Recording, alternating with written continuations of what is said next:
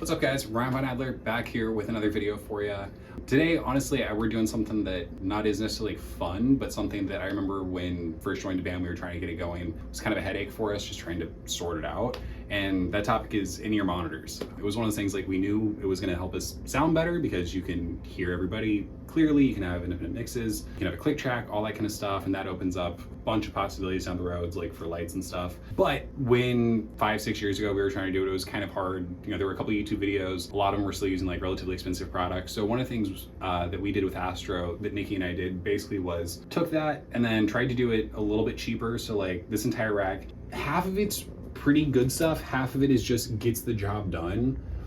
And we're gonna go into like the rack and the signal flow and stuff like that. But the whole like thought process is it doesn't have to be perfect, it just has to work. So it's like, okay, like we were talking about this earlier, like, okay, the in-ear monitor systems that we have, sometimes it'll crackle and stuff like that, but it doesn't ruin anything necessarily. We can still hear ourselves, we can still hear the click, like everything works fine, it's just kind of annoying, right? So eventually we'll upgrade those to like the Shure or the Sennheisers, but those are $500 versus like 150, right? So just to get proof of concept, and I know there's always an argument, save your money until you get exactly what you want because you don't have to buy it twice, and I fully agree. Sometimes though, in a situation like this, I do think that just getting it going helped us get tighter, and like just some of that kind of paid for itself, even if it's $150 down the drain or something like that. So you gotta weigh it out. But those look at upgraders, like, okay, wireless mic, eventually same thing, we'll upgrade to a Shure wireless mic. Right now it's like a Phoenix Audio one, but it gets the job done. This actually we've had really good luck with, so I have, you know, pretty high recommendations. Like I said, our whole idea was, can we do this for a little bit cheaper? What can we do as like the bare minimum, make sure everything works, and just get out there and play. And so I want to take you guys kind of through what's going on in the rack. There's a couple other things that like don't pertain to like the in-ear system that I might cover in like another video. And honestly, like a lot of this is really just trying to show like all the things that we've had to learn along the way. Like just, you think, hey, I'm gonna do a band, and you're like, oh, I'll just write songs and learn to record and all that kind of stuff. And there's so much that comes along with it. Like just the random things you have to learn along the way, and like building this is definitely like one of those things. And it's always a learning process. But really the whole thing that we have for this, we have at the very bottom is our Seismic Audio Snake. This basically allows us to have all of our instruments, drums, bass, guitar, everything plug into here, and then it splits the signal. One can go to front of house when we're playing a show. That way they can mix everything. Second one feeds up here into our mixer. This is the Behringer XR18. The downside is that you have to use like an iPad or a computer to adjust anything. There's no knobs on it. That has definitely bit us in the butt a couple times. So if you're gonna do something like this, like keep that in mind. It's a great mixture, like it works really well, but sometimes technical difficulties happen. And sometimes having actual knobs makes it easier because you can do stuff. When it doesn't want to connect, you're just kind of stuck.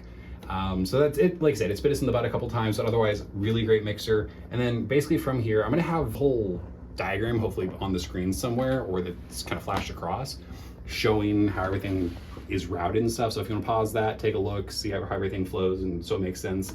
But basically we're coming from Seismic Audio Snake into the mixer. From the mixer, our aux outputs are going to our in-ear monitor systems. Now these, honestly, we got them off Amazon. I don't remember how much they were, what brand they are, because we covered the brand with the stickers. So we have it split basically with these.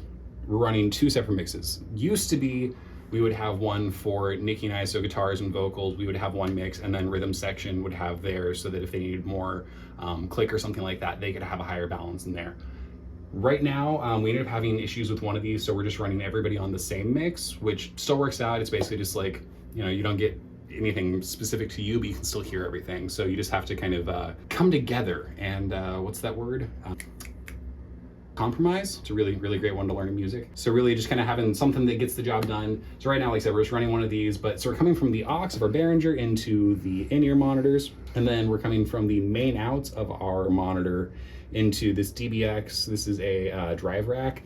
Honestly, this was something that we had lying around just between all the musicians in the band that split this space. We had it, and basically it helps, there's a little bit of EQ, it helps prevent feedback and stuff like that when we're using the PA. So this goes in between the main outputs of the amp, or of the mixer, and then into the PA from there. That way, like I said, we can run mics and stuff like that if we want to do live sound without any issues. And that's pretty much it. So like total cost on it, I think it, today, if you're looking on Amazon, it's like $230 for the seismic splitter.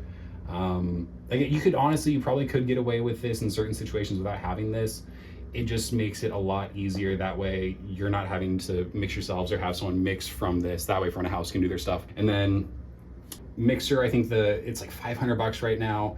These, I want to say we paid maybe $150 for both. Nothing super expensive. Again, we're gonna upgrade to the Sennheisers or the Shure here soon just to get better audio quality.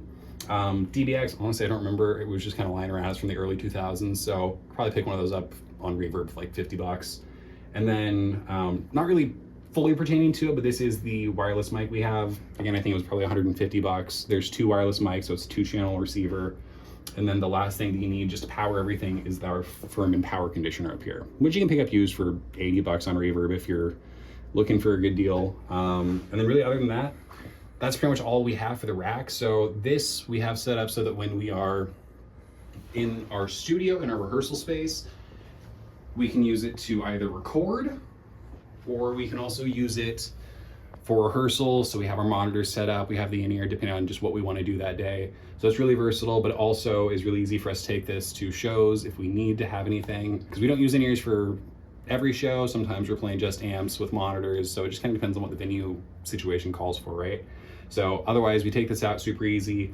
We load the Mac Mini on here. That way the Mac Mini is plugged in, running the click tracks. And then we also have our DMXs right here. So if we want to run lights, Mac Mini is powering that as well. So it's a little bit modular, but it's also just one piece of gear that we have to take. Pretty much does all of our audio stuff. And there's gonna be more stuff added to it. You can always make things sound better and have backups and redundancies and whatnot. But you know, we're musicians on a budget, and I know, you know, a lot of you guys probably are too. So sometimes it's daunting when you see someone have a $2,000 bill and you're like, ha, can't do that without going into like tons of debt. So there's always like easier options. Sometimes it's not the best, but if that's the difference between being able to, you know, or being able to play with a click track or something like that, then it's worth it. So that's gonna wrap it up here, guys. If you have any questions over it, let me know. Like I said, if you have, you know, any concerns about how things are routed, go back to that diagram, just take a look at it.